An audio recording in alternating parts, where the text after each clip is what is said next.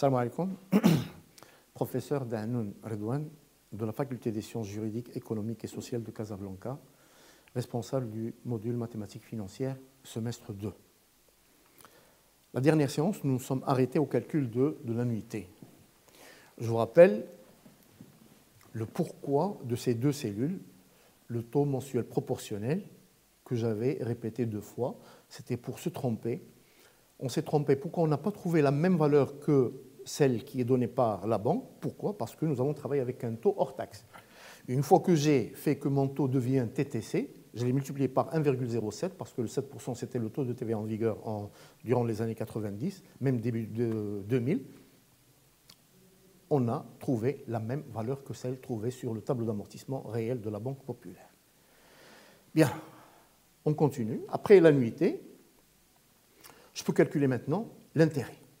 Alors, qu'est-ce que c'est que l'intérêt? L'intérêt, c'est la somme d'argent qui est perçue par la banque pour vous avoir rendu ce service de prêt. Alors, l'intérêt, comme nous l'avons vu en cours, l'intérêt,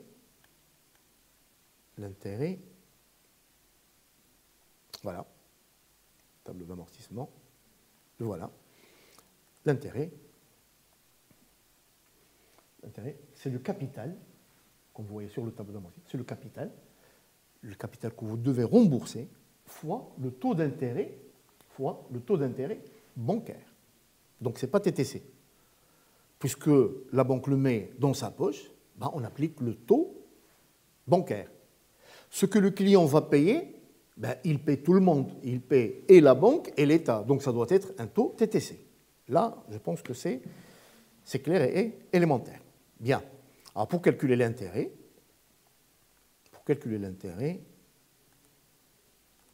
tableau d'amortissement, ben, il est égal à quoi? Ben, ce que je dois à la banque fois le taux d'intérêt mensuel hors taxe bancaire. Entrée 96,63. La banque a trouvé combien?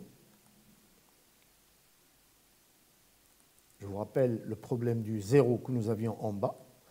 La banque a trouvé 96,62. Nous avons 1 centime de plus. Quelle est la raison? Ça, c'est grave. Je vous ai dit qu'on ne doit pas se tromper de 1 seul centime. Ce 1 centime a rapport avec le zéro qui se trouve en bas du tableau d'amortissement. Puisque le zéro était approché, on a corrigé l'intérêt d'1 centime. Et au lieu que ça soit 96,63, on a fait, c'est la seule erreur qui se trouve au niveau de la première ligne. Après, on va faire une deuxième erreur. Bien sûr, toujours en justifiant le pourquoi. 96,62. Donc la banque a trouvé 96,62. Je vais laisser cette valeur pour voir si on peut trouver le reste. Alors la TVA, après, on va calculer la TVA. À quoi est égale la TVA? Déjà, la banque nous aide à calculer la TVA. Qu'est-ce qu'il y a écrit ici? Regardez, sur le relevé bancaire, TVA sur intérêt. Alors lorsqu'on veut calculer une taxe, on doit avoir l'assiette fiscale. Sur quoi le taux sera appliqué? Ben, la banque nous le dit clairement, TVA sur intérêt. Ça veut dire que le taux de TVA sera appliqué sur la valeur de l'intérêt. Donc TVA est égal à quoi? Ça sera égal à l'intérêt fois le taux de TVA.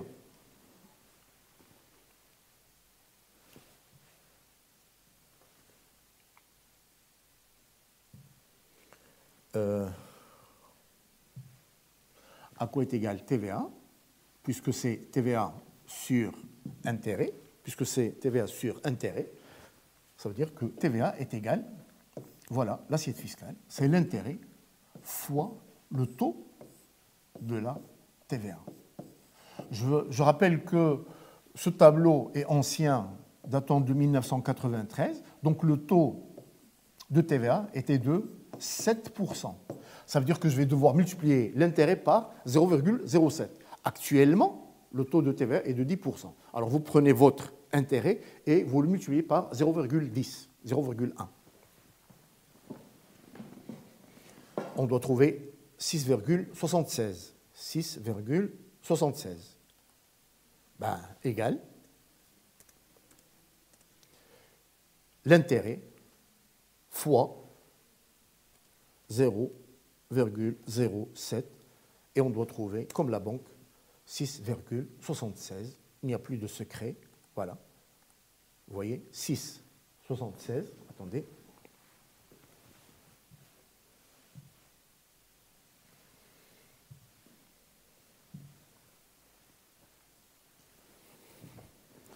Donc voici ce que la banque a trouvé. 6,76. Et nous, au niveau de nos calculs, nous avons trouvé aussi 6,76. Maintenant, l'amortissement. Qu'est-ce qu'on a dit? On a démontré que l'amortissement, c'est l'annuité diminuée de l'intérêt. Aussi, qu'est-ce que c'est que l'annuité? L'annuité, elle est formée de ce que je paie à la banque, je lui paie quoi? De quoi elle est faite cette annuité? Hors taxe, on a dit que l'annuité est égale à l'amortissement plus intérêt. TTC, je dois payer l'État. Donc l'annuité sera ce qu'elle était, intérêt plus amortissement, et cette fois-ci plus TVA. Par conséquent, l'amortissement, ça sera quoi? L'amortissement, opération élémentaire, ça sera l'annuité moins l'amortissement, moins l'intérêt, moins la TVA. Alors, application, l'amortissement est égal. L'amortissement est égal. Ben, il est égal à quoi? Il est égal à l'annuité diminuée, moins, de l'intérêt, donc nous sommes hors taxe, moins, maintenant TTC, de la TVA. Nous avons trouvé 391. La banque a trouvé combien? 390,97. Nous avons trouvé la même chose, seulement il faut faire apparaître les chiffres après la virgule. J'agrandis la cellule, et voilà. Je lui demande que ce soit deux chiffres après la virgule. 390,97, voilà, 390,97, et notre banque populaire a trouvé 390,97. On trouve exactement comme la banque. Ce que la banque fait à partir, nous fait sortir d'une imprimante qui est reliée à un ordinateur où il y a ce qu'on appelle le système, vous êtes en train de le faire vous-même. Il n'y a plus de secret pour vous. Reste le capital restant dû. Je dois trouver, je le note, comme ça je me rappelle de la valeur, après on verra, je dois trouver 9 692,09. Que voici, c'est celle-là. Le capital restant dû après paiement de la première annuité, 9 692,09. Si on veut faire le calcul, qu'est-ce que c'est que le capital restant dû? C'est ce que je dois encore à la banque. Qu'est-ce que je dois? Ben, je dois ce que je lui devais, moins de combien j'ai diminué, parce que j'ai payé un amortissement. Alors, le capital restant dû est égal à ce que je devais. Qu'est-ce que je devais? Je devais 10 083,06. Moins, je l'ai diminué de combien? De l'amortissement, 390, entrée, et je trouve 9 692, voici, 9 692,09. Et la Banque populaire a trouvé 9 692,09. Donc la première ligne, nous l'avons déterminée et on a trouvé exactement comme ce que la banque trouve. On va passer à la deuxième ligne. Alors la deuxième ligne, c'est quoi? On calcule d'abord, l'annuité est la même. Alors qu'est-ce que je peux faire? Je peux copier tout ça. L'annuité ne change pas du moment que le remboursement se fait à annuité constante. Une fois que j'ai l'annuité, maintenant je vais payer l'intérêt. C'est automatique. L'intérêt, c'est quoi? C'est toujours ce que je dois fois le taux d'intérêt. Combien je dois? Je dois cette somme. La voici. Donc, égal à ce que je dois fois le taux d'intérêt bancaire mensuel, celui-là, entrée. Et j'ai trouvé 92,88. La banque a trouvé combien? Voilà, 92,88, exactement comme la banque, pas un centime de plus, ni un centime de moins. Les calculs sont parfaitement maîtrisés. Une fois que l'intérêt est calculé, ben, je déduis la valeur de la TVA. Elle est égale, toujours, TVA sur intérêt, c'est l'intérêt, fois le taux de la TVA en vigueur. Il était de 0,07 entrée. On a trouvé 6,50. J'agrandis. Ah, donc c'est 50. 6,50. Et la banque a trouvé combien? La voilà. 6,50.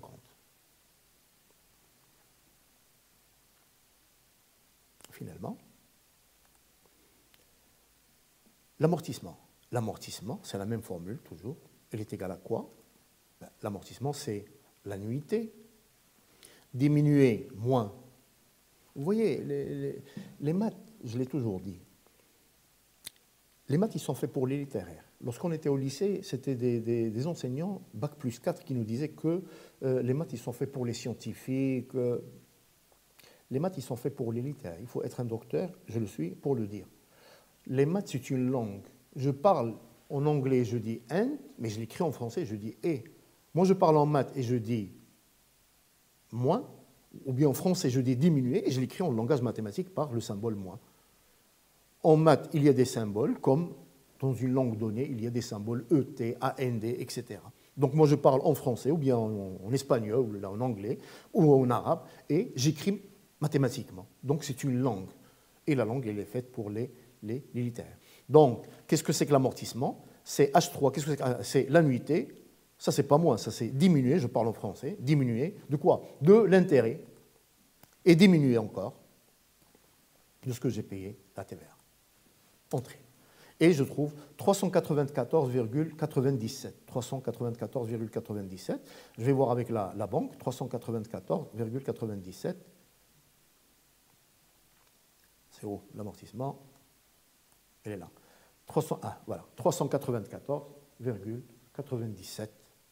Exactement la même chose. La dernière chose qui reste à calculer au niveau de la deuxième ligne, c'est le capital restant dû.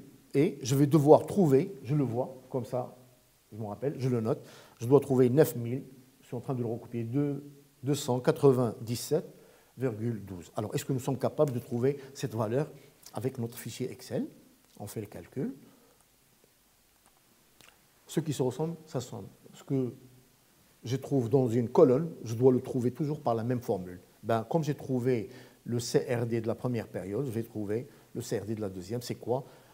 C'est que ce que je dois à la banque, maintenant, je ne dois plus 10 083,06, mais le capital restant dû, le dernier, c'est celui-là. Moins de combien j'ai diminué. Et j'ai diminué uniquement de l'amortissement, pas de l'annuité. Et l'amortissement, c'est celui-là, égal. Et je trouve 9 297,13 comme la banque. Voilà.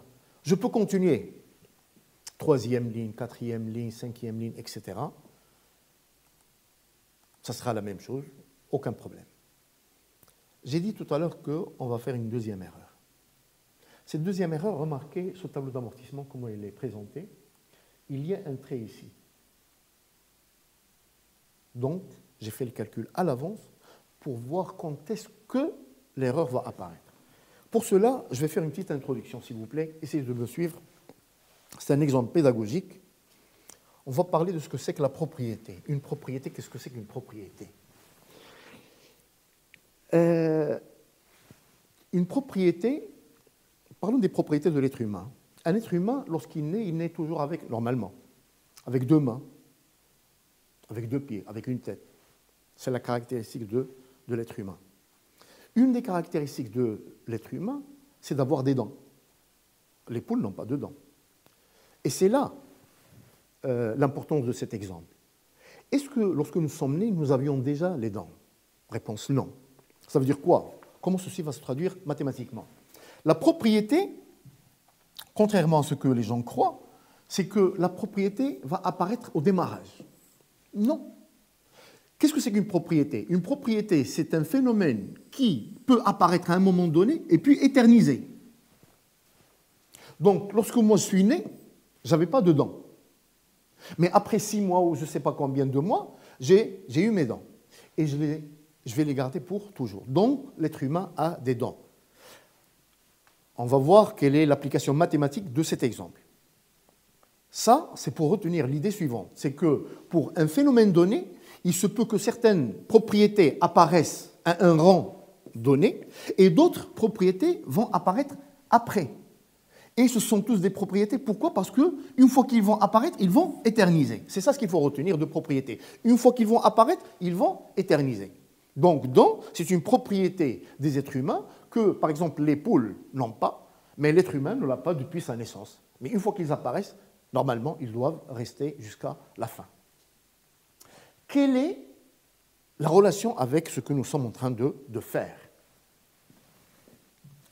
Ça, c'est très important et c'est très dangereux comme calcul. Il faut faire attention. Remarquons, à quoi est égal 2 plus 2? Ben, il est égal à 4. Ça, c'est une opération linéaire. Quand on dit linéaire, ça veut dire que nous sommes en train d'utiliser l'addition et la multiplication. Par contre, à quoi est égal 2 à la puissance 2? Il est égal à 4. Ça, c'est la puissance. Donc, qu'est-ce que je remarque ici? Je remarque que le calcul linéaire et le calcul en puissance me donnent la même chose. 2, il est répété 2 fois, 2 fois. Par contre, si je fais 2 plus 2 plus 2, ben là, ça sera égal à 6. Et 2 à la puissance 3, elle est égale à 8. Et la puissance ne va plus avoir la même valeur que le calcul linéaire. Il augmente beaucoup plus rapidement. Regardez là, 2 plus 2 plus 2 plus 2, 4 fois, ça fait 8. Et 2 à la puissance 4 est égal à 16. Qu'est-ce que c'est que 16? C'est le double de 8. C'est grave. Ce que je dois retenir, c'est qu'il y avait un rang où la puissance et le calcul linéaire étaient identiques. Mais à partir d'un certain rang, il y a cette différence entre le calcul exponentiel et le calcul linéaire. C'est l'origine de l'erreur qu'on va commettre au niveau du tableau d'amortissement. Lorsque moi, j'ai établi mon tableau d'amortissement et j'ai commencé à le déterminer ligne par ligne, les calculs que j'utilisais, c'était des calculs linéaires. Je ne faisais que des soustractions. L'amortissement, c'est l'annuité moins l'intérêt moins la TVA. Le capital restant dû, c'est le capital restant dû de la dernière période, moins le dernier amortissement, que des moins et des plus. Donc ce sont des calculs linéaires. Alors, j'ai fait aucune erreur par rapport aux calculs qui ont été faits auparavant par la banque. Mais maintenant, je dois être conscient d'une chose. Je ne veux plus, je peux me poser la question, quelles sont les valeurs qui vont apparaître au niveau de la 8e ligne? Je veux gagner du temps. Je ne veux pas remplir la première, la deuxième, la troisième, la quatrième, jusqu'à arriver à la 8e. Je veux gagner du temps. Ben, lorsque vous allez vouloir gagner du temps, vous allez perdre en précision. C'est maintenant que je vais me tromper au niveau de mes calculs. Mais quand je dis me tromper, ce ne sont pas des dirhams, ce ne sont que des centimes. Je le sais à l'avance. Vous devez le dire à vos clients ou là, à vos supérieurs. Alors, si on vous demande de faire les calculs ligne par ligne, là, on ne se trompe pas. On trouve exactement comme l'ordinateur qui se trouve au niveau de la banque. Mais si jamais on est pressé par le temps et qu'on nous demande de passer de la première ligne à une ligne qui se trouve en bas, je vais vous dire le pourquoi, on va faire des erreurs. Au niveau du tableau d'amortissement, maintenant, pour reprendre l'exemple des dons, quand est-ce que les dons vont apparaître?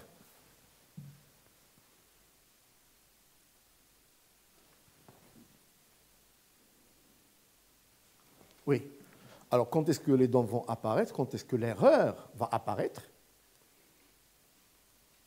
L'équivalent du phénomène don, dans notre cas, c'est l'erreur. Ben, essayez de faire les calculs en passant de la première ligne à la 4e ligne et déterminer tout ça. Vous n'allez pas faire d'erreur. Mais l'erreur va apparaître au niveau de la 8e ligne lorsque je vais vouloir calculer le 7260 ou là le 6840. Pourquoi? Pourquoi il va y avoir cette erreur? Parce que là, j'ai utilisé que des soustractions. Mais lorsque je vais arriver pour calculer à la 8e ligne, pour calculer le capital restant dû, ben le capital restant dû, je le calcule en fonction du capital restant dû précédent, que je n'ai pas. Parce que moi, je veux passer de la première ligne à la 8e ligne. Et qu'est-ce que je vais utiliser comme formule? Je vais utiliser je vais utiliser, oui, j'appuie là, je vais utiliser la formule qu'on a, dont on a parlé tout à l'heure, le V0 qui est égal à A facteur de 1 moins 1 plus I à la puissance moins sur I. À la puissance moins quoi? À la puissance moins N, le nombre de versements, moins 0. C'est ce 0-là. Donc, quand je vais passer à la 8e ligne, le capital restendu de la 8e ligne, ben, il sera égal, même formule, à A, facteur de 1 moins 1 plus I, à la puissance moins N sur I. Mais N, il ne me reste pas N versements pour rembourser, il ne me reste que, qu'est-ce que je fais? Couleur rouge, oui. Moins 8, c'est ce 8-là. Eh bien, ici, pour calculer ce capital restendu, on va utiliser une puissance. Et plus l'exposant de la puissance augmente, plus l'erreur va se faire sentir. Quand j'ai donné l'exemple de 2 plus 2, l'erreur entre le linéaire et l'exposant s'est fait sentir, s'est fait voir plutôt au niveau du deuxième rang, pas du premier. Mais remarquez ici, je fais à quoi est égal 3 plus 3 ? 3 plus 3 est égal à 6. Par contre, 3 au carré est égal à 9. Conclusion, quoi? Lorsque, ça c'est A à la puissance n, quand A augmente, la différence entre l'exposant, entre la puissance et le linéaire, se fait sentir très rapidement. Là, 3, depuis le départ, il y a différence entre le linéaire et la puissance. Je diminue la valeur de A, je passe de 3 à 2. Au départ, il n'y a pas de différence, ce n'est qu'après que la différence va apparaître. Or, là, on travaille avec un A qui est égal à 1 plus I, et I tend vers 0. Ça veut dire que 1 plus I tend vers 1. Alors, l'erreur, puisque 1 plus I il tend vers 1, qu'est-ce que je fais? Oui. Ça veut dire que l'erreur, comme 2, il n'est pas apparu dès le départ. 2 plus 2 est égal à 4, 2 à la puissance 2 est égal à 4.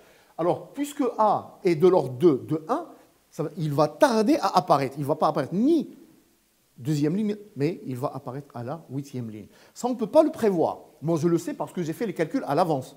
Mais ce que vous devez savoir, c'est que lorsque vous remplacez les calculs linéaires par des calculs puissance, vous n'allez pas trouver exactement comme la banque. La banque, son logiciel à elle, comment il est? Elle est fait ligne par ligne. Et je l'ai fait, je l'ai préparé moi-même, grâce à mes étudiants qui m'ont appris l'informatique. Dans mon temps, il n'y avait pas de cours d'informatique. Voilà. Je fais rentrer ici les données. Ça, c'est la formule que j'utilise. Et ça, c'est le tableau d'amortissement que j'ai fait moi-même. Je suis fier. Et quand je dis je suis fier de ma personne, c'est pour honorer les étudiants qui m'ont appris l'informatique, comment programmer en utilisant le logiciel Excel. Donc, je fais rentrer les valeurs là, et là, les lignes, ils sont établis ligne par ligne. C'est comme ça comment la banque travaille. Si jamais je veux reprendre ces valeurs-là, mais en passant de la première ligne à la 19e ligne, c'est sûr qu'au niveau du capital restendu, qui sera calculé pas de façon linéaire, mais à partir d'une puissance, il va y avoir une différence, mais qui ne va jamais arriver à 1 dirham. Ça sera toujours de l'ordre de quelques centimes. Voilà. Je pense que maintenant, il n'y a plus de secret relatif à notre tableau d'amortissement lorsque le crédit est remboursé à annuité constante. La séance prochaine, on va parler des crédits qui sont remboursables par des amortissements constants. Merci de votre attention.